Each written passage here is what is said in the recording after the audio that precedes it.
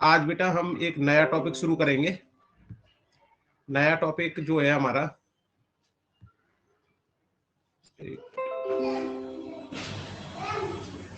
Chapter number 5 शुरू कर देते हैं। एपी है उसका नाम। अगर हम थोड़ी सी कोशिश करें तो इस चैप्टर में बहुत अच्छे मार्क्स ला सकते हैं, क्योंकि इस चैप्टर में टोटल 3 फॉर्मूले जिनको हमें यूज करना है।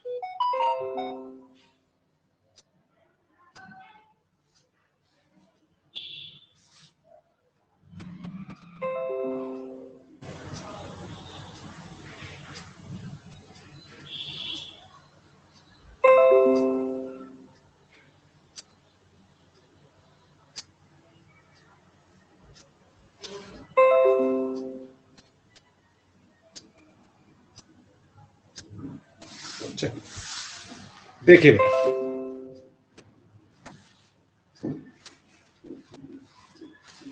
कुछ डिस्टरबेंस हो रहा है इसमें।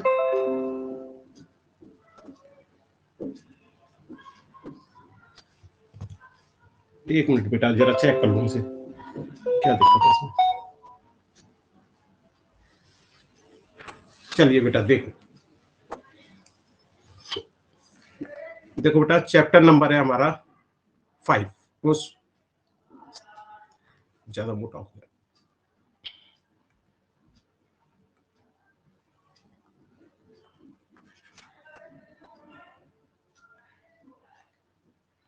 चैप्टर नंबर 5,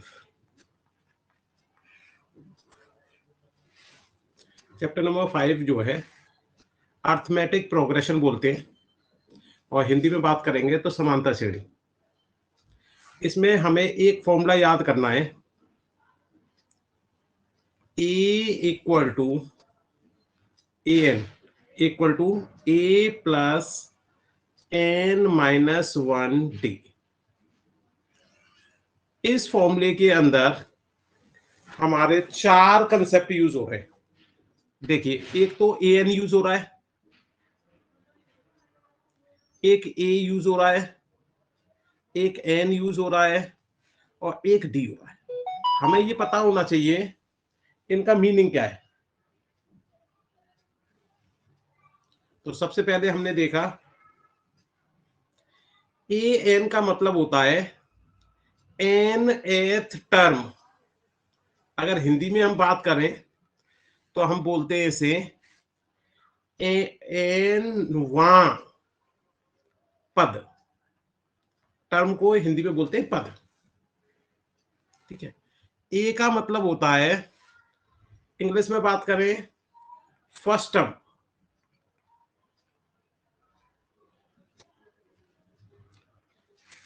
और अगर हिंदी में बात करें तो बोलते हैं इसे प्रथम पद।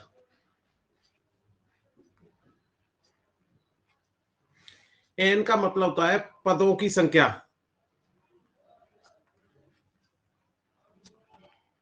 कि कितने पद है हमारे। और डी का मतलब है कॉमन डिफरेंस, मतलब अंतर कितना है प्रत्येक पद में। देखो बेटा एग्जाम्पल से समझ में आ जाएगा। देखिए,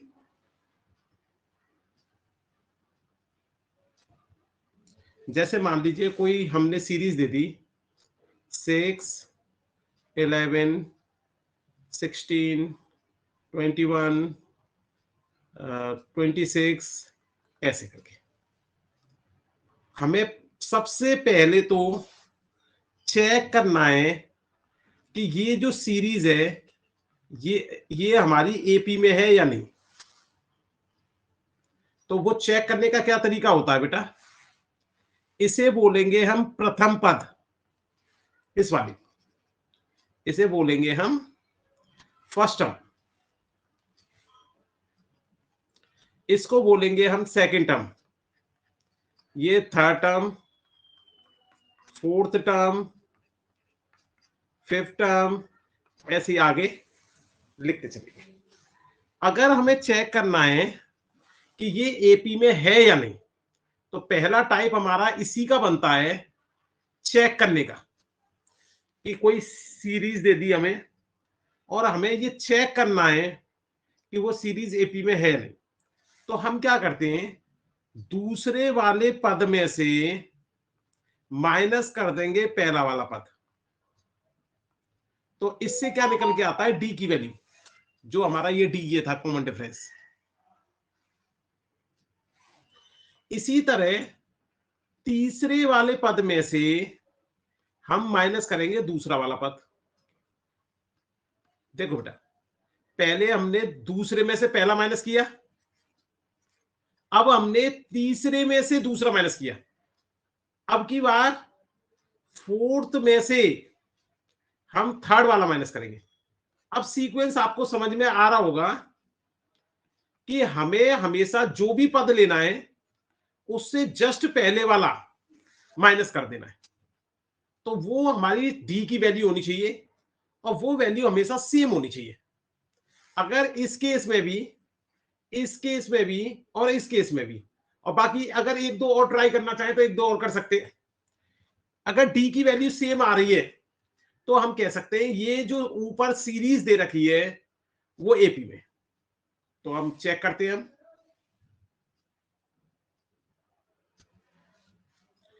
हमने इसमें सेकंड टर्म हमारा दे रखा था 11 में से 6 माइनस किया, हमारा आ गया 5। इधर देखा, थर्ड टर्म दे रखा था 16 में से सेकंड टर्म माइनस किया, ये भी 5 आ गया। अब फोर्थ टर्म दे रखा था हमारा 21, उसमें से हमने थर्ड टर्म माइनस किया, ये भी 5 आया।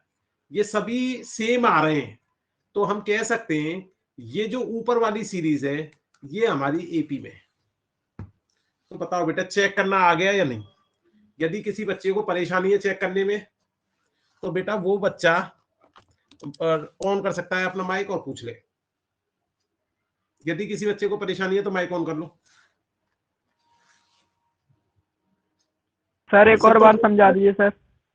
सिंपल कंसेप्ट है बेटा, हमेशा ध्यान रखो प्रीवियस वाला माइनस करना है किसी भी टर्म से।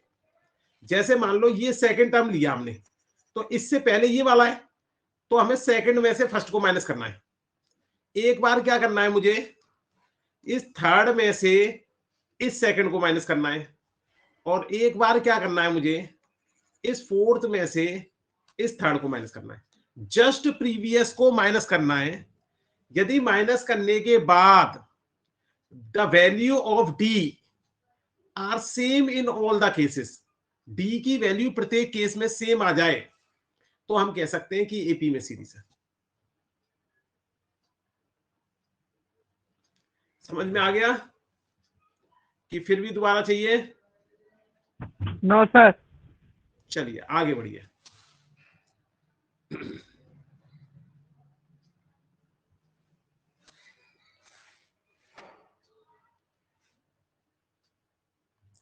अब देखिए टाइप नंबर 2।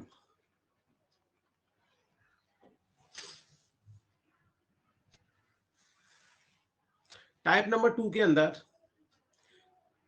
इस तरह से कोई सीरीज दे रखी होगी,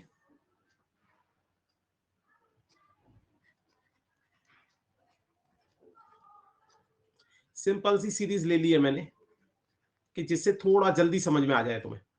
अभी फिर कठिन क्वेश्चनों में भी काम करेंगे। अब इसने कहा इस सीरीज में हमें 10th पद निकालना है, फाइंड 10th टर्म। केवल इस तरह से सीरीज दे दी और 10th निकलवाए, 100th निकलवा ले या 15th निकलवा ले, कोई भी टर्म निकलवा सकता है वो हमसे। तो करने का तरीका सेम रहेगा। अब देखिए, सबसे पहले हमने बताया था कि जो फर्स्ट टर्म होता है जिसे हिंदी में हम बोलते थे प्रथम पद, अगर इस सीरीज में कोई भी बंदा हमसे पूछे कि पहला पद क्या है, हर बच्चा पहला पद इसको बताएगा या नहीं बताएगा।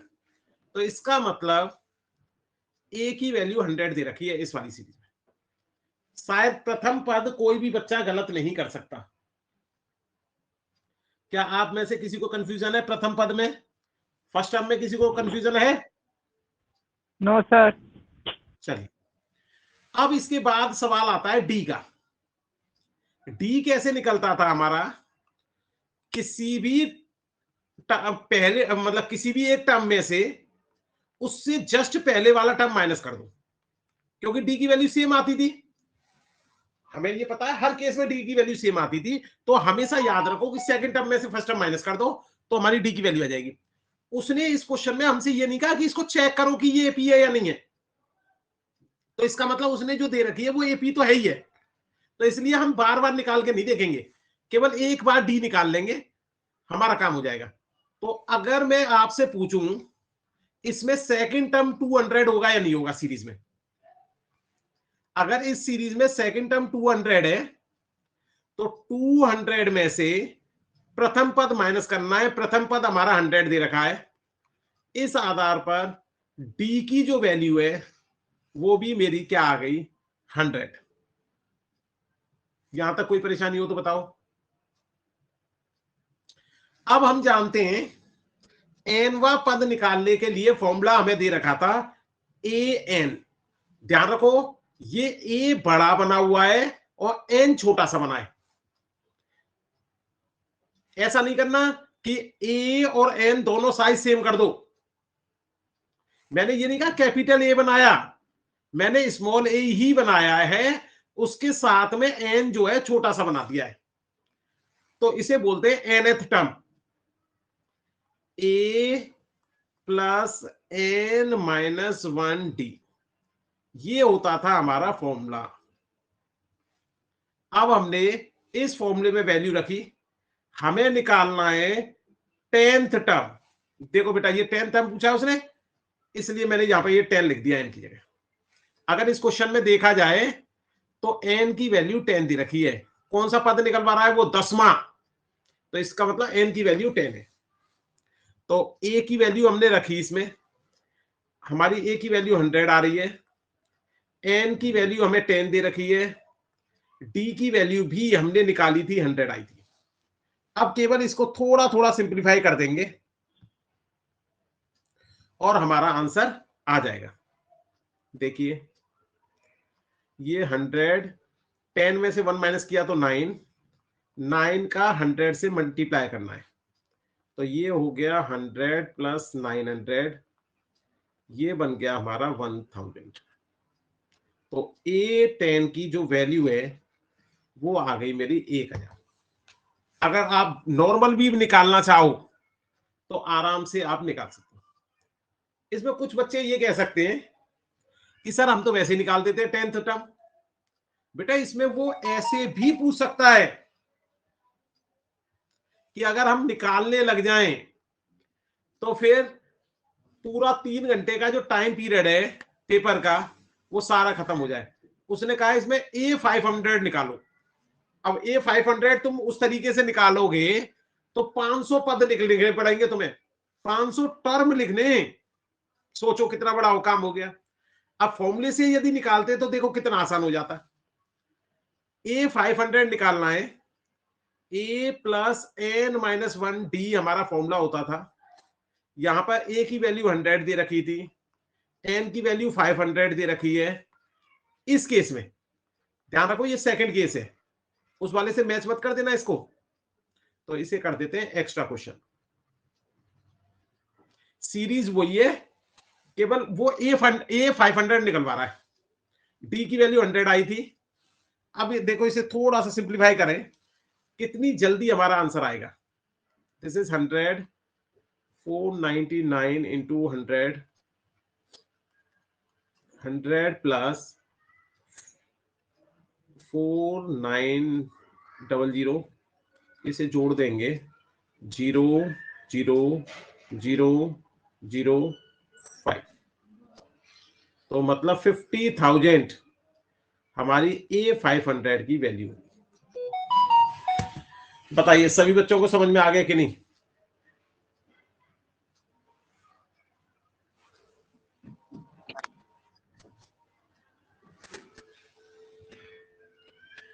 देख लो बेटा, सभी को समझ में आया कि नहीं? Yes sir. अब इसके बाद देखिए,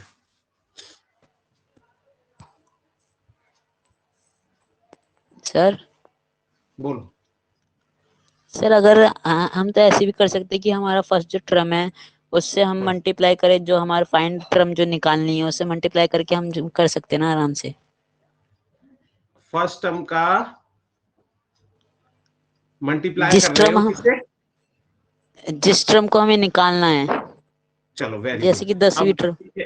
अब कोई बात नहीं, अभी मैं दूसरा क्वेश्चन देता हूं, इसमें करके दिखाओ अपने तरीके से, कोई परेशानी नहीं। उस ऊपर वाले क्वेश्चन में गलती से ए और डी की वैल्यू सेम आ गई तो आपका फॉर्मूला बन गया। अब जरा नेक्स्ट क्वेश्चन में देखो,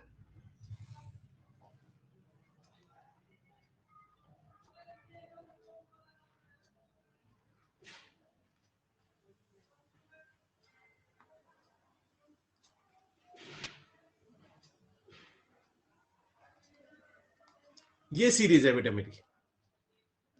देखो दो टर्म यूज करते हैं हम, एक टर्म यूज करते हैं हम सीरीज और एक टर्म यूज करते हैं सीक्वेंस। दोनों में थोड़ा सा अंतर है बेटा। हम जो अब एपी में यूज कर रहे हैं वो टर्म यूज कर रहे हैं सीरीज। जब कभी इन सभी टर्म्स का सम पूछे वो, तब हम यूज कर सकते हैं सीक्वेंस। तो ध्यान रखना, दोनों में थोड़ा सा अंतर है शब्दों में। चलिए, अब सभी बच्चे इस वाले क्वेश्चन का, अगर आपके दिमाग में कोई और नया तरीका बन रहा है उससे भी निकाल सकते हो, और नहीं जो मैंने बता दिया उससे भी निकाल सकते हो। राकेश तुम ट्राई कर लेना अपने वाले तरीके से जो तुम बना रहे हो, ठीक है? अगर मैं इस क्वेश्चन में मैं आपसे पूछूं 30th टर्म निकालना है, 30वां पद, फाइंड 30th टर्म। चलो बेटा निकालो, 4 मिनट का टाइम है आपके पास, जल्दी से निकालो। सर मैं बताऊं? बेटा आंसर नहीं बताना, अभी निकाल ले, इतनी जल्दी तो नहीं निकल सकता, इतना आसान नहीं दिया मैंने। सर मैंने राकेश ने जो बोला सर उसके नहीं नहीं, उससे तुम नहीं निकालना बेटा, राकेश का तरीका गलत था, इसीलिए तो मैंने कहा था राकेश केवल निकालेगा उस तरीके से। मुझे तो उसका कंफ्यूजन दूर करना है ना, आप उसके तरीकों को मत ओके सर। अपनाओ, गलत था बेटा वो तरीका। वो ओके तो सर। उस क्वेश्चन में मैंने ये भी तो बोला आपको, उसमें गलती से इसलिए लग गया ए और डी की वैल्यू सेम आ रही है। ऐसे तो मैं इनफाइनाइट क्वेश्चन बना सकता हूं जिसमें उसका तरीका फेल हो जाएगा।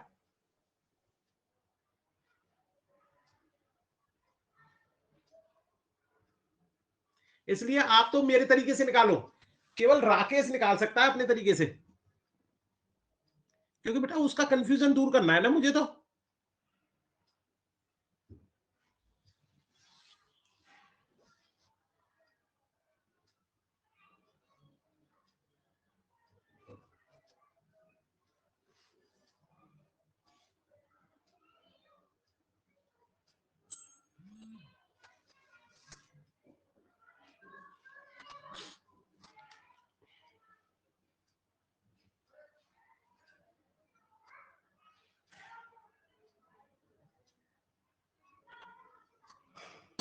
सर हो गया।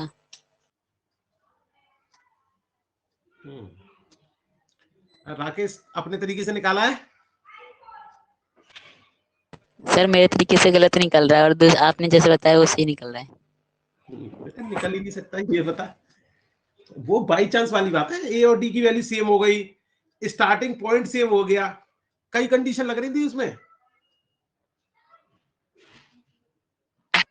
हो जाता है बेटा। और अगर तुम मेरे से कंफ्यूजन दूर नहीं करोगे तो कहां पे करोगे? और बेटा हमें तो ये चीज बढ़िया लगती है कि कम से कम कुछ तो पूछो।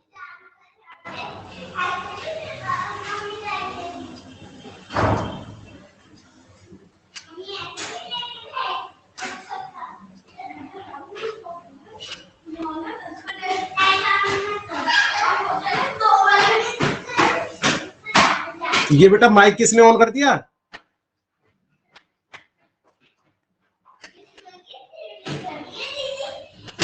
चलो बेटा देखो, आंसर मिलाओ बेटा अपना अपना।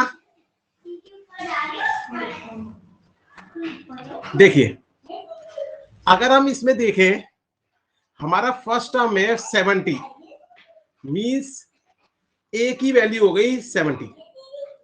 ये होता था मेरा फर्स्ट टर्म। हर बार लिखो इस चीज को कि कभी जिंदगी में भूलो ही नहीं। रात में सोते हुए भी उठ जाओ और कोई पूछे कि ए क्या है, एन क्या है, डी क्या है, तुरंत बता दो। यहां पर हमें एन की वैल्यू 30 दे रखी है, 30वां पद निकालना है। डी की वैल्यू निकलती थी, सेकंड वाले टर्म में से फर्स्ट टर्म माइनस कर दें तो हमारी डी की वैल्यू निकल जाती थी।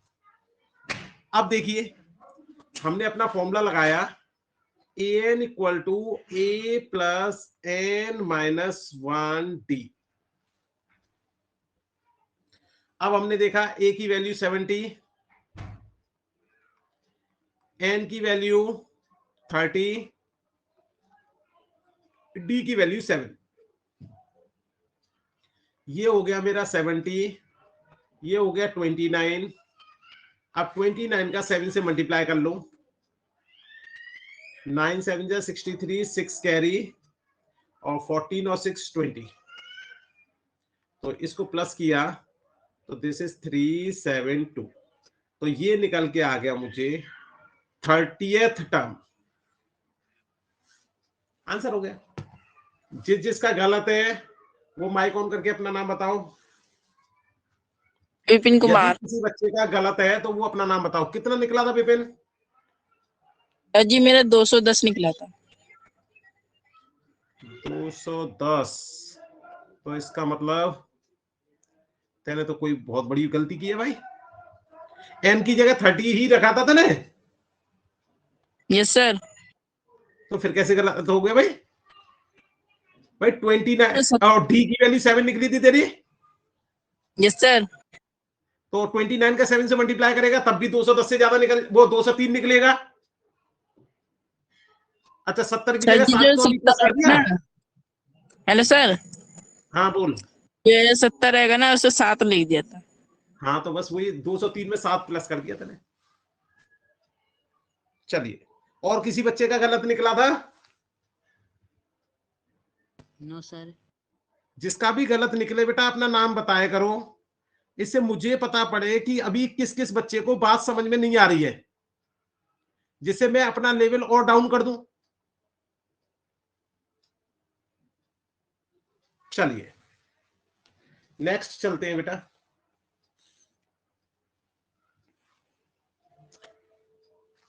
एक क्वेश्चन की और प्रैक्टिस करते हैं पहले।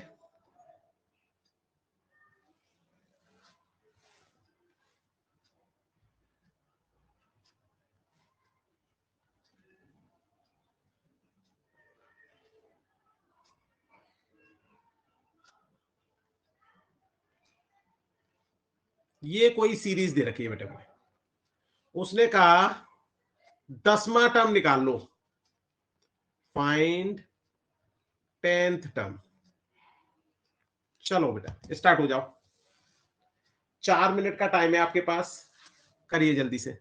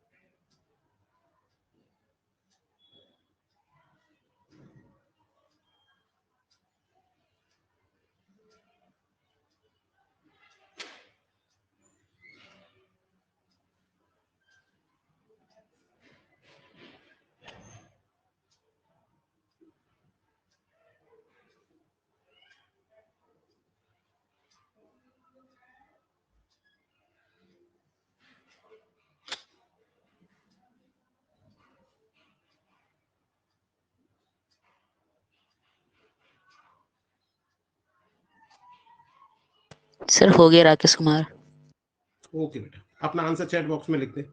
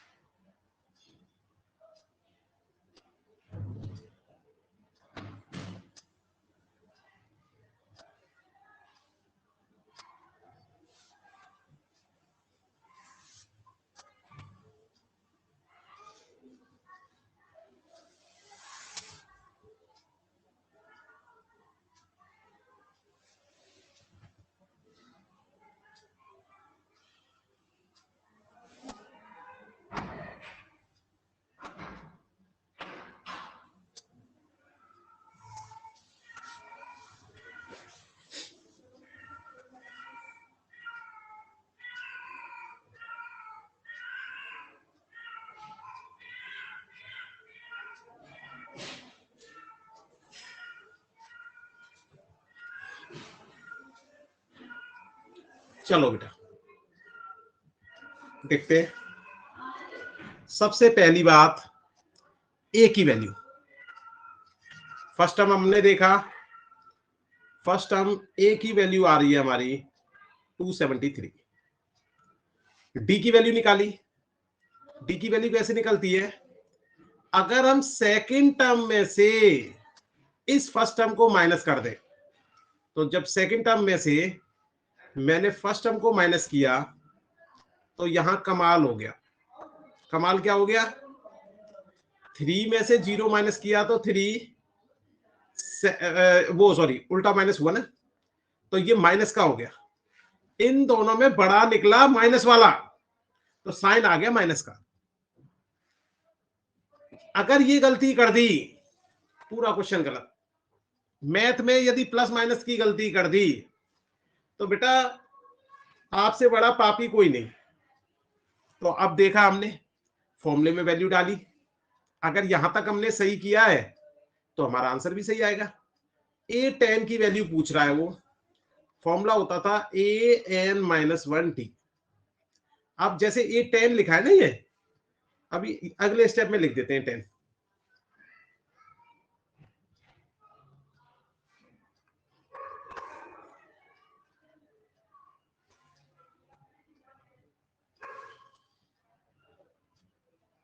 इसे लिख देते हैं an। ए tan यहां पे लिखते हैं, n की जगह 10 रख दिया। सभी वैल्यूज को एक साथ रख रहे हैं फिर हम। तो a की वैल्यू 273, n की वैल्यू 10, d की वैल्यू मेरी आई है -3। अब ये माइनस में है तो ब्रैकेट लगाना नेसेसरी है। ऐसा नहीं 10 - 1 -3 लिख दो, मतलब बदल जाएगा उसका।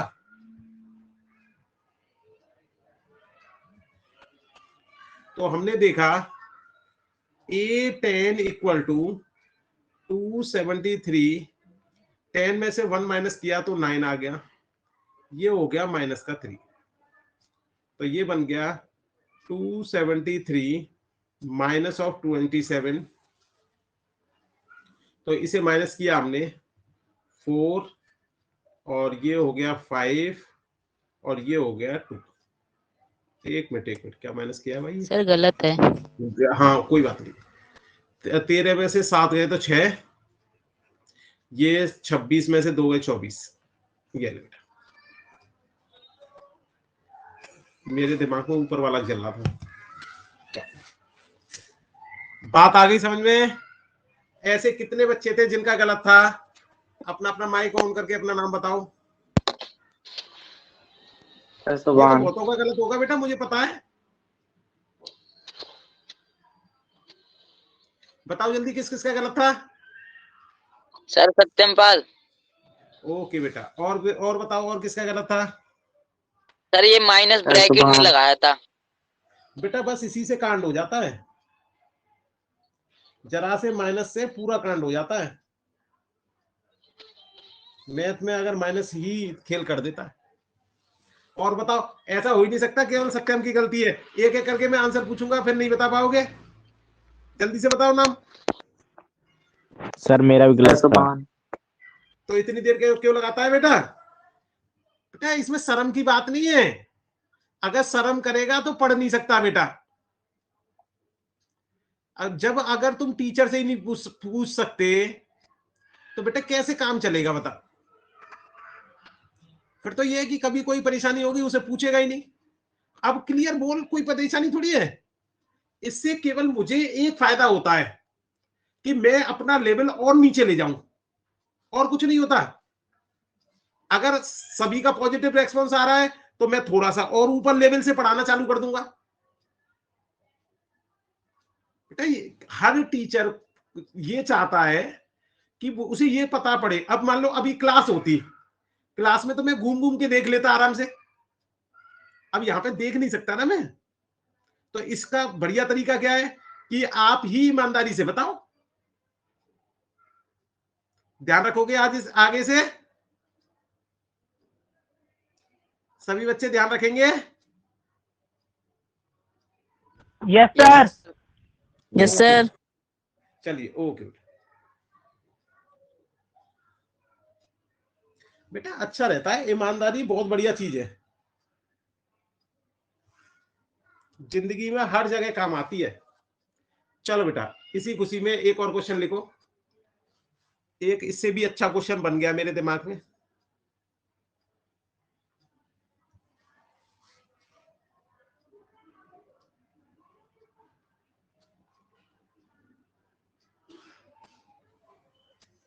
अब इसमें दोनों टाइप लगाने हैं आपको। पहला टाइप मैंने बताया था चेक करने वाला कि एपी में है या नहीं, और फिर उसका टर्म निकालना है। Check and find 10th term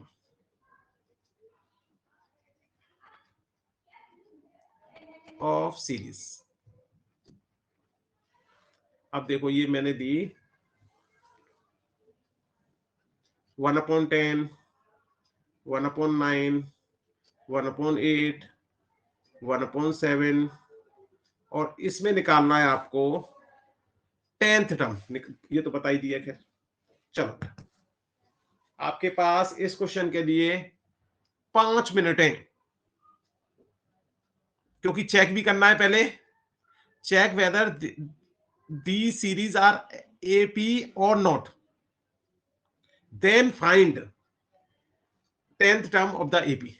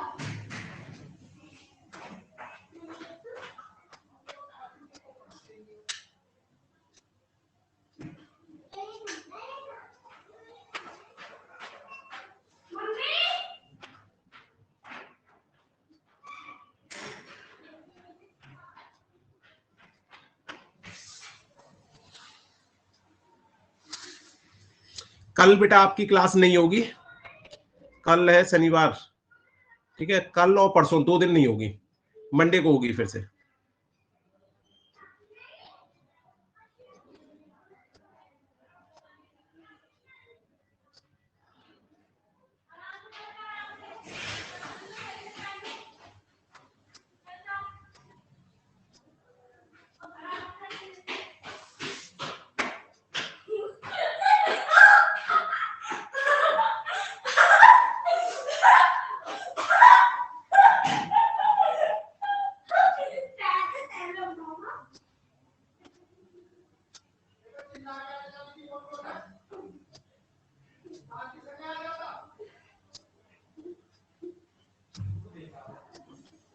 हुआ बेटा किसी का?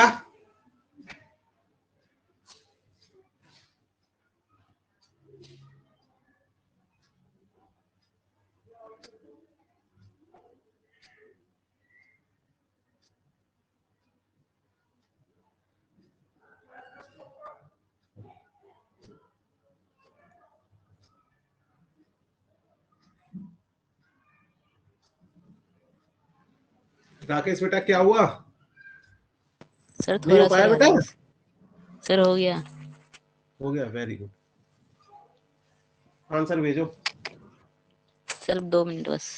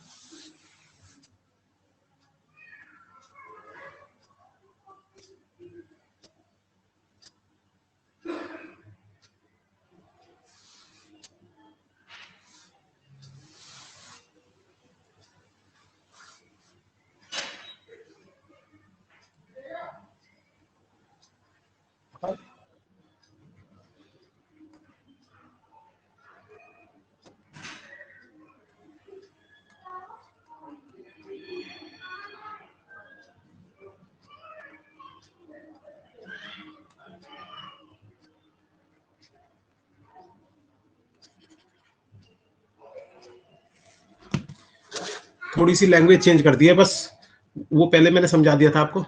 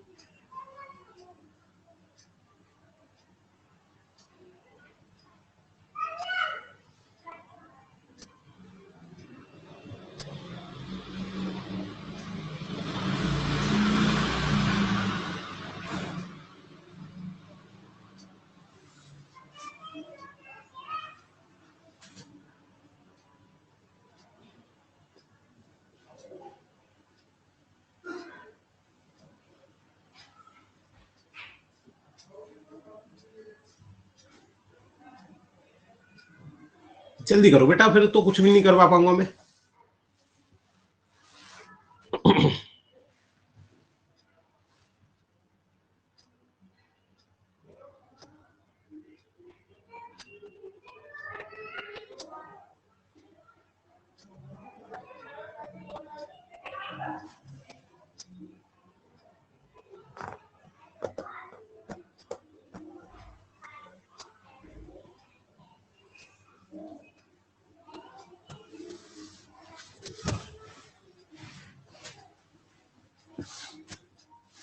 चलो देखो, चेक करो बेटा। पहले जिसका भी निकल गया है या उसके करीब पहुंच गया है, वो बच्चे जरा अपना नाम बताओ और आंसर बताओ थोड़ा सा। किस किसने कोशिश सबसे पहले चेक किया सर होगा कि राकेश। ये एपी में है या नहीं? सर किसी का राकेश। ये एपी, क्या बोल रहे बेटा? सर मैंने चेक कर लिया था। एपी में है या नहीं? हाँ सर। चलो बेटा, राकेश का तो एपी में निकला है। बाकी कोई बच्चा ऐसा जिसका ये एपी में नहीं निकला?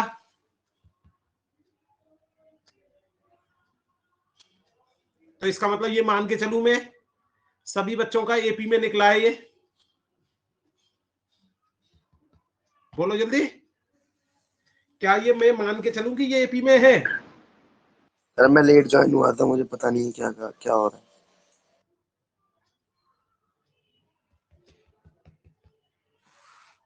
चलो बेटा, एपी चेक करने का तरीका था डी निकालना। डी कैसे निकलता था? सेकंड टर्म में से फर्स्ट टर्म माइनस कर दो, एक बार थर्ड टर्म में से सेकंड टर्म माइनस कर दो। अगर दोनों की वैल्यू सेम आ जाए तो हम कह सकते हैं एपी में। हमने चेक किया सेम आ रही है या नहीं। 1/9 में से एक बार 1/10 माइनस करना है और एक बार 1/8 में से 1/9 माइनस करना है। जब मैं इसे माइनस कर रहा था तो मैंने पाया ये दोनों सेम ही नहीं आ रहे, तो ये एपी में कहां से हो गया? राकेश भाई तेरा एपी में कैसे आ गया? ये देखना, ये दोनों सेम है वैल्यू।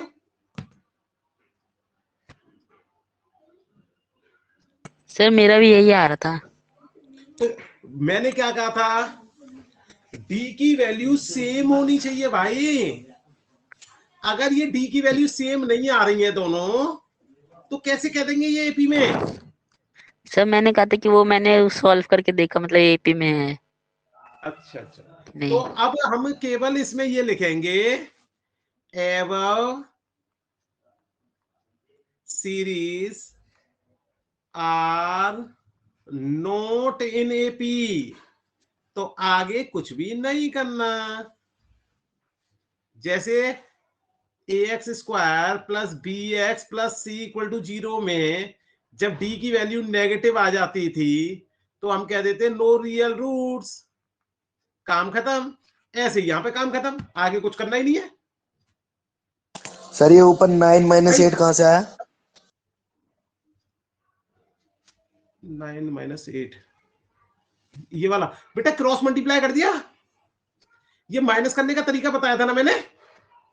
ये भिन्न के माइनस करते हैं तो मैंने क्या कहा था बेटा तेरे से कि पहले नीचे वाले का नीचे वाले से गुणा कर दे, मल्टीप्लाई। 72 हो गया। अब इसके बाद क्रॉस मल्टीप्लाई कर दे। इस 9 का इस 1 से मल्टीप्लाई करेगा तो 9 बन जा 9, बीच में साइन माइनस का आ रहा है, ये 8 बन जा 8। तो इस तरह से 9 और 8 आया। अब यस 9 सर, में से यस 8 ठीक। माइनस कर दिया। प्लस और माइनस करने का सेम तरीका बताया था ना मैंने।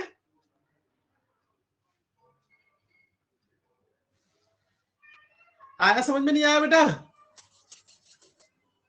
यस सर आ गया। चलिए, ये तो बेटा कई बार बता दिया मैंने तरीका, याद रखा करो अब तरीकों को बेटा। चलिए, एक क्वेश्चन और बहुत बढ़िया बन गया मेरे दिमाग में।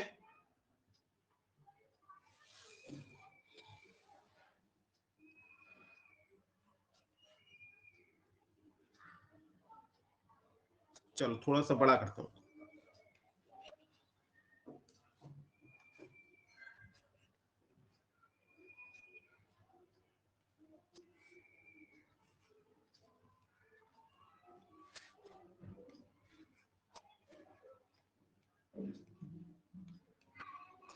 check whether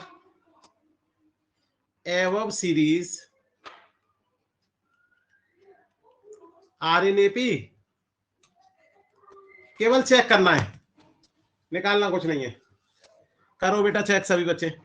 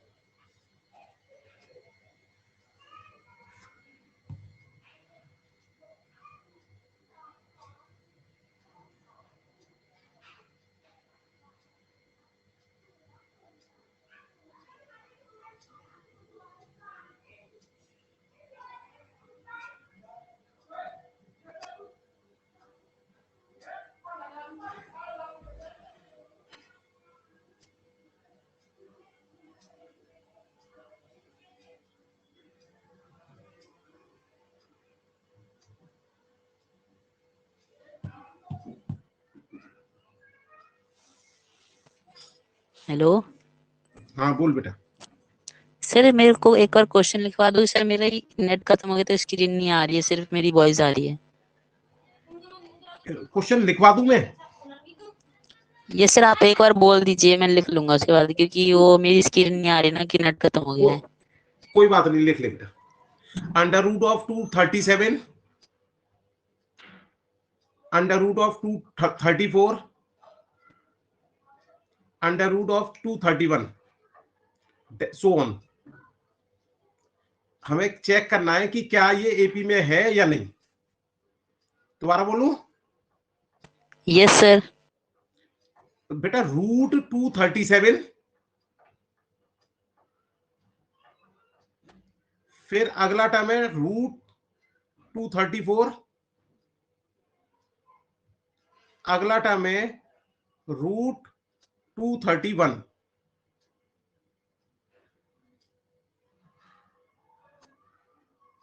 समझ में आ गया बेटा?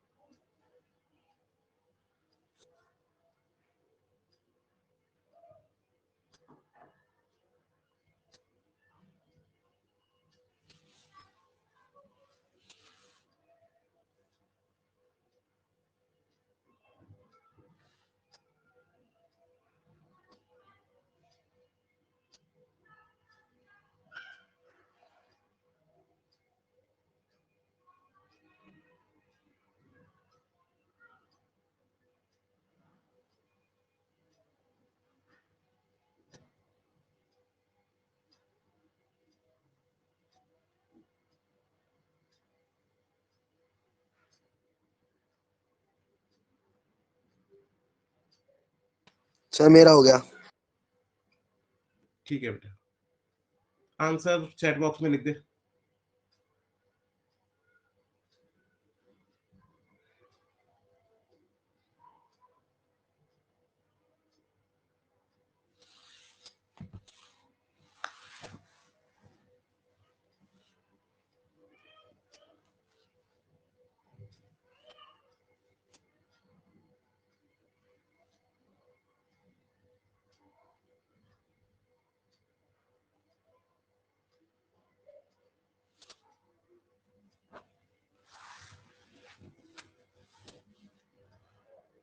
चलो बेटा चेक करते हैं। अगर मैं इसमें डी की वैल्यू निकालूं, सेकेंड टर्म में से फर्स्ट टर्म माइनस करूं। देखो बेटा मेरा सेकेंड टर्म कौन सा होगा? ये मेरा फर्स्ट टर्म और ये वाला मेरा सेकेंड टर्म। तो ये येलो वाला जो है मेरा सेकेंड टर्म है। इस सेकेंड टर्म में से जब मैं फर्स्ट टर्म माइनस करूंगा तो ये मेरा रूट 34 माइनस रूट 237। अब रूट में ऐसा नहीं है कि डायरेक्ट माइनस कर दो, तो इसका मतलब ये दोनों माइनस तो होंगे नहीं, यही आंसर आ जाएगा इसका। नेक्स्ट वाला डी देखा, इसमें आएगा थर्ड टर्म में से सेकंड टर्म माइनस करना है, तो इसमें भी ये माइनस नहीं होगा। ये दोनों सेम नहीं आ रहे तो हम कह देंगे नॉट इन एपी। ये जो है एपी में नहीं है। चलिए बेटा टाइप नंबर 3 देखिए। इस तरह के भी क्वेश्चन देखने को मिलते हैं बेटा।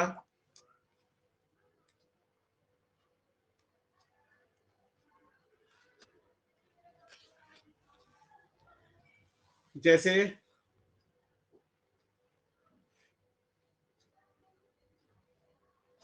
20th टर्म हमें दे रखा है 100 है,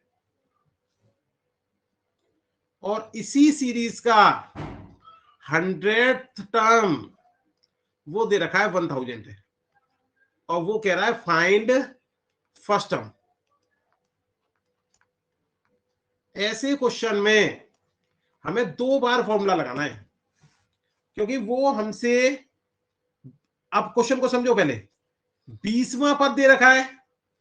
20वां पद देने का क्या मतलब हुआ कि A20, और जबकि ए एन का फॉर्मूला क्या होता था मेरा, ए प्लस एन माइनस 1 डी। तो ए 20 दे रखा है, इसका मतलब एन की जगह मैं 20 लिख सकता हूं।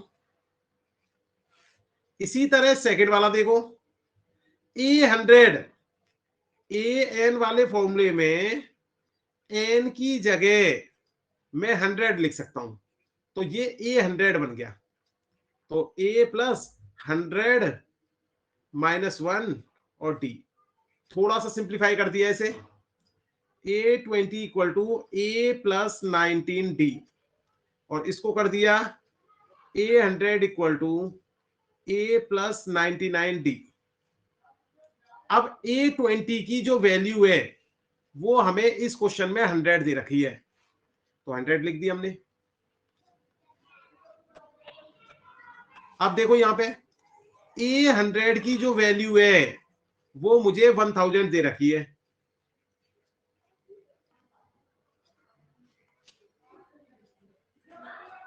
ए है बेटा ये। अब बताओ, क्या मैं इन दोनों इक्वेशन को सॉल्व करके ए की वैल्यू नहीं निकाल सकता? आंसर आ जाएगा मेरा।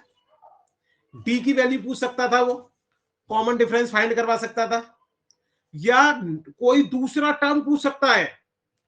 इन दोनों को सॉल्व करने के बाद हम ए और डी दोनों की वैल्यू निकाल सकते हैं। अगर हमारी ए की वैल्यू आ गई, डी की वैल्यू आ गई, तो वो मेरे से कोई सा भी टर्म पूछ ले, फॉर्मूले में लगा के आराम से टर्म निकल जाएगा मेरा।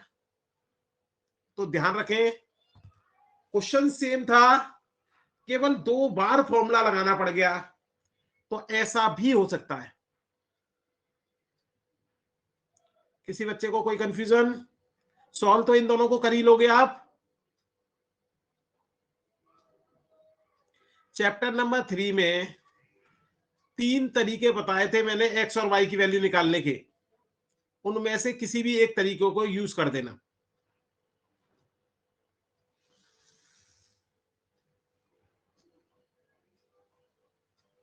इसके बाद देखिए बेटा, एक और एग्जांपल, या टाइप ही कह लो उसे।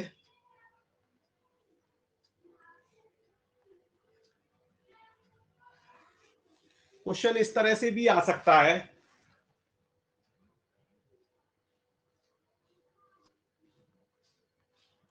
ए एन इक्वल टू 54 दे दिया, उसने कहा find n if first term equal to 2 and d equal to, कुछ भी दे दीजिए, डी इक्वल टू 2 दे देता हूं, डी भी 2 दे दिया। हमें ये जो 54 है ये कौन से नंबर पे आ रहा होगा? एन एन निकालने का मतलब काउंटिंग में वो कौन से नंबर पे आ रहा होगा, टर्म कौन सा होगा वो। तो अब हमने फॉर्मूला लिखा अपना, ए एन का फॉर्मूला होता था मेरा ए plus n minus 1 D. A N की जगह 54 इस क्वेश्चन में दे रखा है, देख लो। ए की वैल्यू 2 दे रखी है, एन की वैल्यू उसने फाइंड करवाई है, डी की वैल्यू 2 दे रखी है। इसे सॉल्व करेंगे और हमारा आंसर आ जाएगा। देखो 54, ये प्लस का 2 है, इसको इधर भेज देता हूं, माइनस का 2 हो जाएगा। ये 2n, 2 का मल्टीप्लाई करूंगा तो 2 बन जा 2। अब इसके बाद ये 52 हो गया, ये माइनस के 2 को इधर भेज देंगे तो प्लस का 2, यहां से 54 equal to 2n, n equal to हमारा हो गया 54/2 मतलब 27। मतलब ये कौन सा टर्म होगा? 27th टर्म, 27वां पद होगा 54। तो इस तरह से भी कर सकता है। मैंने कहा 4 चीजें हैं, हमारा जो फॉर्मूला है, फॉर्मूले के अंदर 4 चीज आ रही हैं। अब 4 में से कोई भी 3 चीज दे देगा वो, और एक चीज निकलवाएगा। एक तरीका तो ये हो सकता है। दूसरा तरीका क्या हो सकता है, दो कंसेप्ट दे दे तुम्हें, दो इक्वेशन दे दे, जैसे ऊपर वाले टाइप नंबर 3 में हुआ था। इस केस में उसने हमको केवल दो चीजें दी थी, एक 20वां पद दिया था, एक 100वां पद। और देखो इस क्वेश्चन में हम कुछ भी निकाल सकते हैं, ए की वैल्यू भी निकाल सकते थे, डी की वैल्यू भी निकाल सकते थे, और यदि उसे कोई और पद चाहिए वो भी निकाल सकते हैं। तो इसमें क्या है, दो इक्वेशन दे दी उसने, और दो इक्वेशन को सॉल्व करके हम दो वेरिएबल आराम से निकाल लेते हैं। इस केस में इक्वेशन एक ही दी तो 3 टर्म दे देगा, एन की वैल्यू दे दी, ए की वैल्यू दे दी, डी की वैल्यू दे दी, तो पद की संख्या निकाल देंगे, वो सॉरी पद निकाल देंगे, वो पद क्या होगा।